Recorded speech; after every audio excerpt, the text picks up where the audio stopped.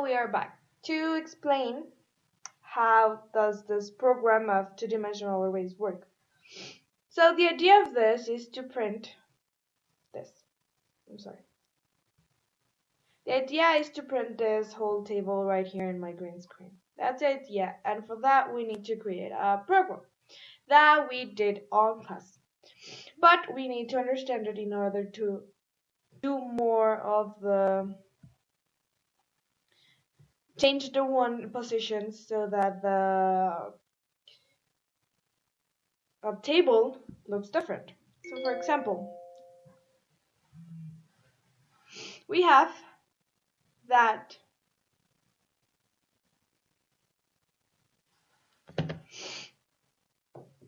we start declaring as a C program include studio stdio.h, and then we write this. What's this is that we declare the two-dimensional array here by the size, and the print square array the action that we're saying here we want to do, but the computer does not recognize this type of action. That's why we need to do two programs in one. Let's continue looking at it. Then we add the int main where the whole program will be developed. Inside we declared these variables. We declare that n will be 20. We declare the two arrays, a and n. In this case, if n is 20, the array will be row 20, column 20. That's how we declare that two-dimensional array. And finally, the row column letters. That row column words that will be integers. Print f when column 0, then we have a 1. So for this, we have that at the beginning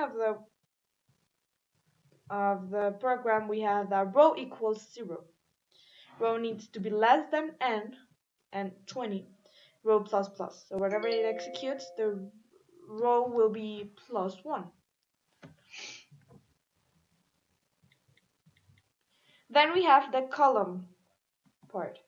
So column equals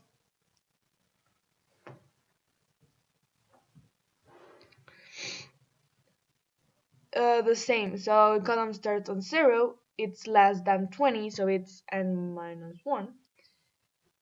And column plus plus.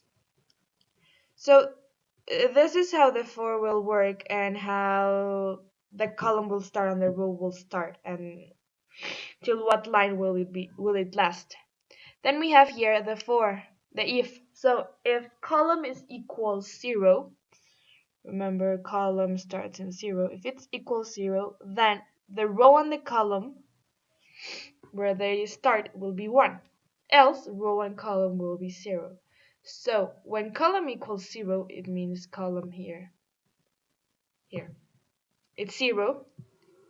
Then row column, whatever row, but if that row, for example, from 1 to 20, from 1 to n minus 1, from 0 to n minus 1, it's located in column 0, then it will be 1. If column is not 0 and row is whatever number, it will be 0. And it will print square array and a. The definition we've got here and the name of the array, here are the parameters. Perfect. So this is our first program. All of this. And it ends right here. But we need to create another one in order to tell the computer what are the stuff, like real stuff they need to do. So we again declare the type of variables, a void, and all that. We declare the two variables we're going to use, row column. The for will be the same because it will always start in 0 and it will always be n minus 1. And finally, what the computer will do will print row column with this condition. And each line will be divided by this /n so that it won't continue in the same line. Remember that this is the information the computer needs. If we do not write this, then the program will not run. So let's try it. We compile it. I'm sorry. We compile. We execute. And here it is. Our print column 0 is 1. So we have that column 0 is 1, all of them. So the condition here is met. If column equals 0, column 0, then whatever row with 0 column will be 1. This is the condition met. Else will be 0. Here we have the rest of zeros. So let's change the column. Column equals